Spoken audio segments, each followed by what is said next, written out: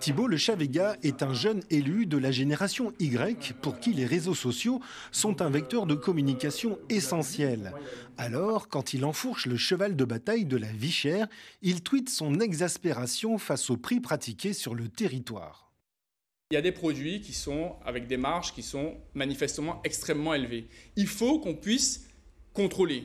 Il faut qu'on puisse dire exactement les prix sont formés de telle façon, c'est justifié ou pas. Si c'est justifié, eh ben, c'est justifié. Et si ce n'est pas justifié, eh ben, il faut y mettre un terme. Parce qu'on ne pourra pas continuer comme ça. On a un climat social qui est extrêmement dégradé. La population attend des réponses et donc il faut lui expliquer exactement les prix sont formés comment et qu'est-ce qu'on peut faire. En Guyane, les prix se calculent généralement de la façon suivante. Il y a d'abord le prix d'achat du produit hors taxe, plus le coût du transport vers la Guyane, plus l'octroi de mer, la taxe de la CTG, plus une taxe douanière calculée sur le coût du produit et le fret, et enfin s'y ajoute la marge calculée par le commerçant. Chercher à comprendre le détail des prix chez nous, c'est loin d'être une sinécure. Il y a comme une loi du silence. Dans le petit pays Guyane, personne ne veut fâcher personne. Et la seule sollicitée qui a bien voulu expliquer comment elle calcule sa marge pour un produit de l'équipement de la personne, c'est Françoise Gimel.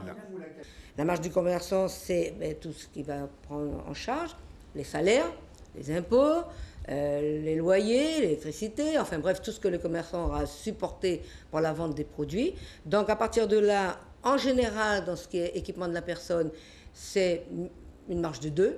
Si une certaine opacité règne sur le calcul des prix et les situations de quasi-monopole, la loi Lurel de 2012 a prévu des garde-fous, comme l'Observatoire des prix, marges et revenus, l'OPMR.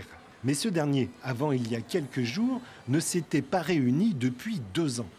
L'OPMR vient de se réunir et c'est tant mieux. Aujourd'hui, il faut qu'elle prenne toute la mesure de son rôle. Elle doit faire des rapports sur les prix en Guyane. Il faut qu'elle aille regarder exactement, c'est ce qu'on disait, apporter des réponses à la population et aux institutionnels que nous sommes sur comment sont formés les prix, sur comment sont formées les marges, qu'est-ce qu'on peut faire. Aujourd'hui, l'État a la possibilité d'intervenir lorsqu'il y a des dysfonctionnements sur les marchés de gros. Il faut aussi changer la loi pour que l'État puisse intervenir également sur les marchés de détail.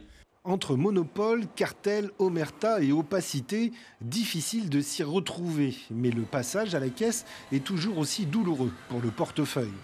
Peut-être que la révision prévue pour 2022 du bouclier qualité-prix, qui plafonne 80 produits dits de base et qui est inchangé depuis 2019, allégera la charge des ménages.